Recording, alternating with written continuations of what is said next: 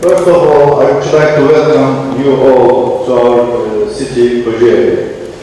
I will try to give a brief information about the program, about Turkey, and a little bit also about the SEEP.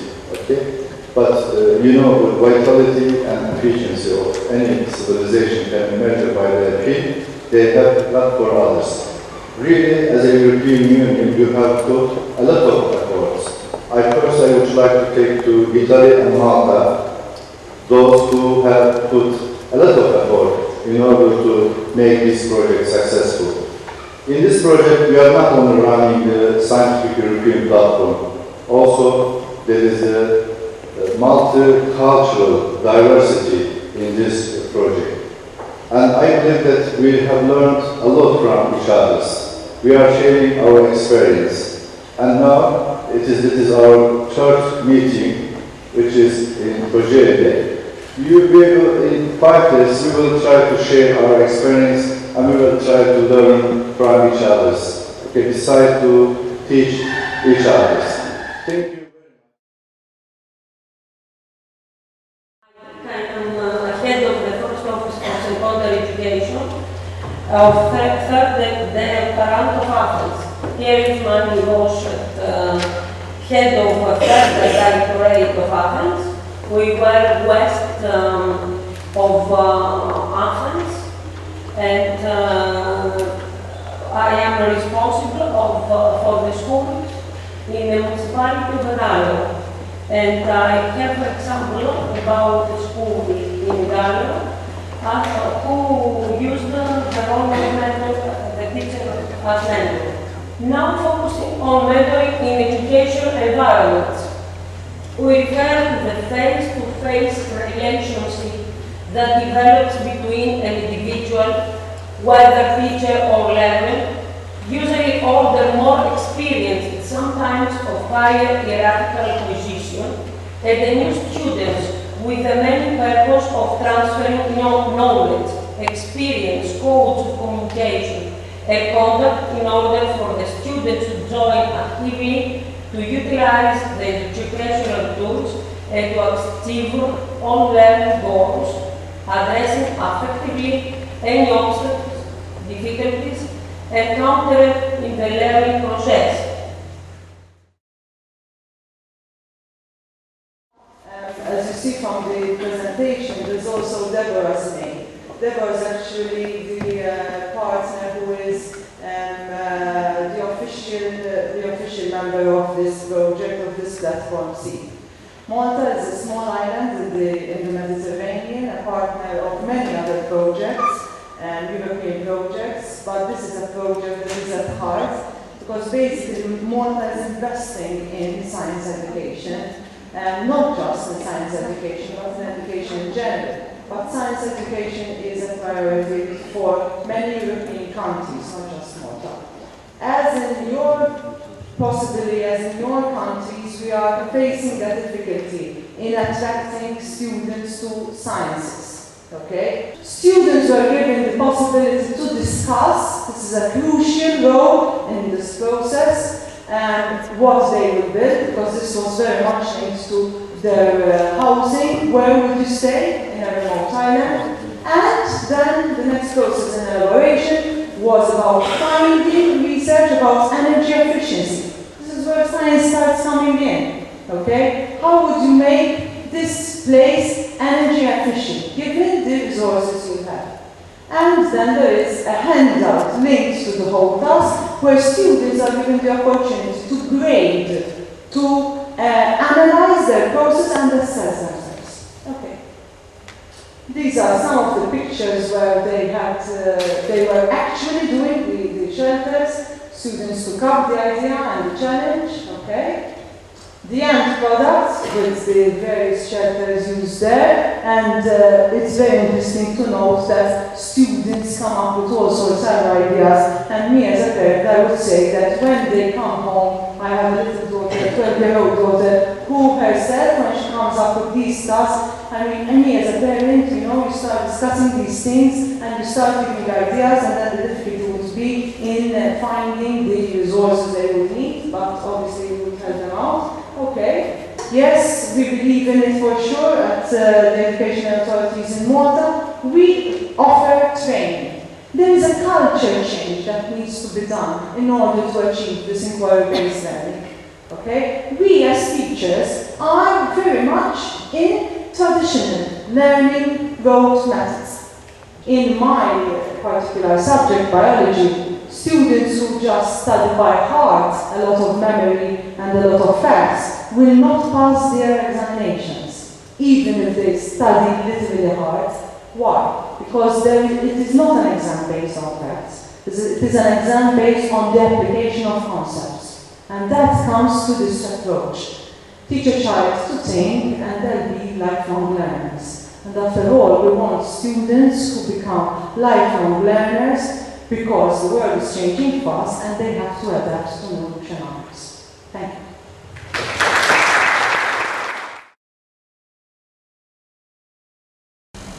And the project mainly will,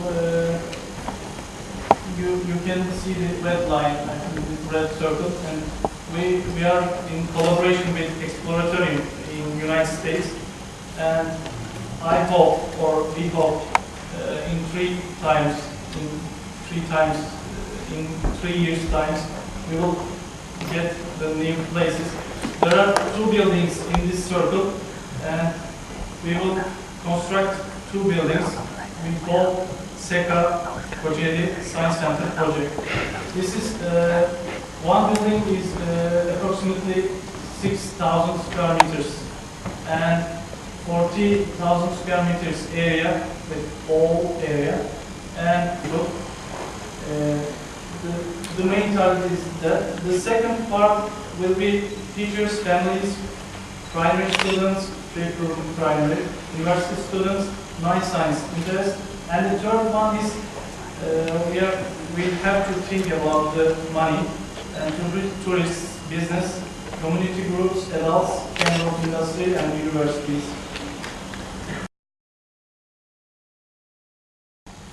Customization is central to the definition of technology. I can't use a program and use it for all my classes and expect to have the same result from all my classes. Pupil needs are different. Nowadays, our classes are mixed, but still, what works with one class may be adapted to the other class. If I have got maybe lower ability pupils, I can change the lesson. And if everything is on the computer, it's very easy to do, because I change the levels, maybe I remove some questions, and it will be suitable for their needs. Now, how do the next generation pupils learn in a class environment? Learning by doing. I must make a point that technology is used to enhance learning. Still, we make a lot of emphasis on experimental work. But instead of giving them everything ready-made, for example, before, when we used to do experiment, first I used to make the experiment, and then the pupils have their own equipment and repeat the experiment. But I was noting that some of them, they can repeat everything I did perfectly, but still doesn't know what they are doing. Looking forward to reaching better behavior control in class, and finally they perform better in exams. They perform better in exams, and I think finally this is the aim. And my pleasure is that some of them, they meet me. It's very easy to meet in those. It's quite small. They meet me later on and they say, you know, sir, I managed to do the technical course. I managed to go to university. I managed to do, last time one of them managed even to get a master's level. And for me, this is the solution of my job. Thank you.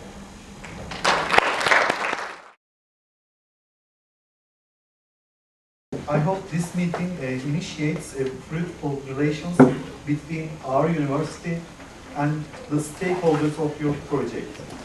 I hope you will enjoy your visit here.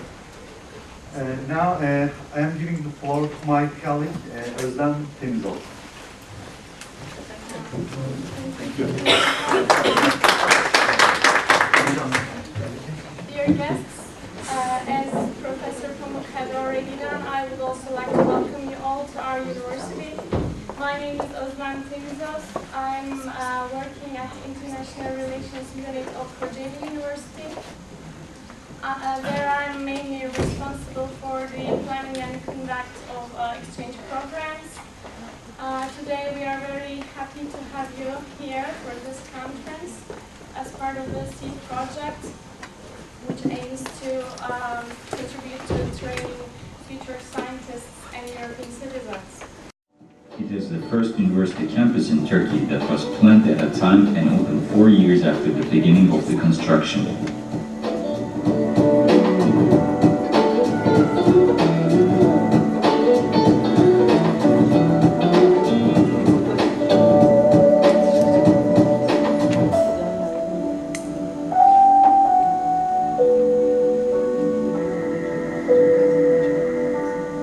By being an institution which incorporates appropriate service infrastructure suitable for the qualifications of the technology in all its units, with the awareness that qualified education is based on well-built infrastructure, Kocaeli University offers education suitable for current developments in its educational units equipped with the requirements of contemporary science.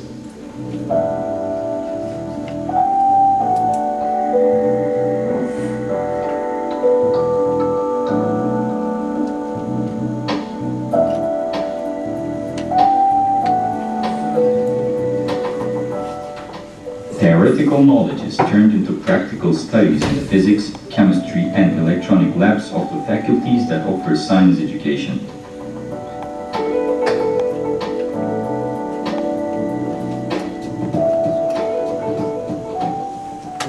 The research centers and operating rooms of the Faculty of Medicine meet the medical needs of the region, and they are also used as educational centers for the students.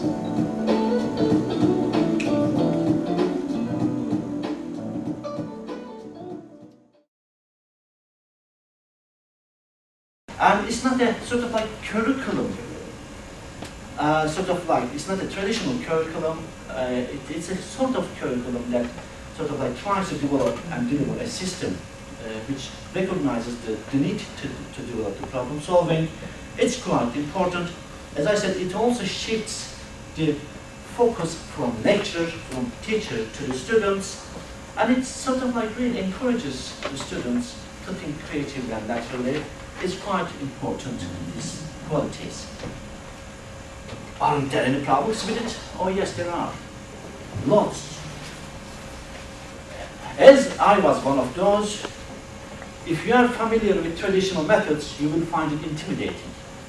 And I was thinking 20, 25 years ago when I was studying in Britain, what the heck am I going to do? I am done. I am dead and buried. Maybe I should go back home. So, I found it quite threatening. I mean, I was in Cambridge, I had all these brilliant guys, brains walking on legs. So I thought, that's it. I will never be as good as these guys. Because the way they were approaching a problem solution were brilliant, fantastic. So that I found it quite intimidating, quite threatening. And that's how I spent my first 6 months. In Cambridge. So really, you don't have any textbooks. That's also quite, that might also be quite a problem because sometimes students might have textbooks. And the other thing is, if we have a problem, how do you cover all aspects of that problem, which might be quite time consuming. So sometimes you might have to say, that's it, let's not go that route. Let's keep it that in this route. But as I said, you should never say, that's it, finish it here, and they will finish it, they will not win. Some of Einstein's equations, as well as equal mg, they will not understand it. Then you will say, I used to say to students, right, let's fill in this classroom with sand. Let's blow gas underneath, then let's swim in it. Because if the particles, solid particles, if they are fluidized, you should be able to swim in it. Because fluidization means they will behave, the solid particles will behave like a fluid, like water.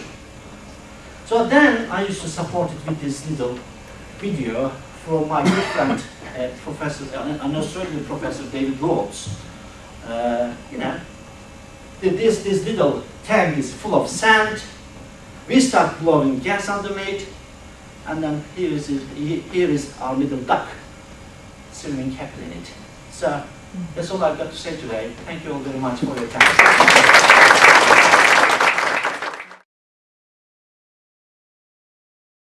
Teacher-centered, subject-centered. Students were passing the sequence of information given by the teacher, and teacher was the authority in the classroom. Whatever he says, it was accepted to be true. It was something like this. I found a presentation that really suits here in this.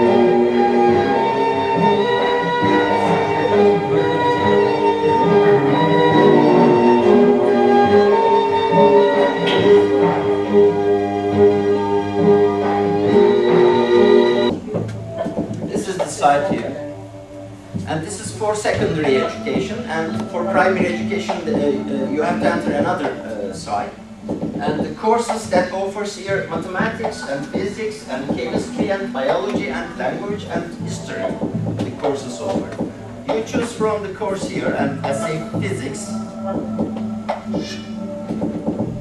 Okay, this here, physics, and the topics: the nature of physics, energy, substance and its qualities,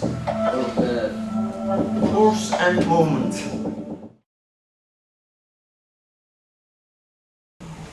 Secondly, math anxiety. It's very old. You see, in old days, they were thinking about counting marks, and nowadays, well, we have several areas related to math, and still. But we can say that the previous times it was maybe the rate was lower, much lower than now. We see several explanations for math anxiety, the panic, helplessness, paralysis, and mental disorganization that arises among some people when they require to solve a math problem. But anxiety comes in two forms, somatic and cognitive. We can read about all this. But it's an intense emotional feeling of anxiety that people feel.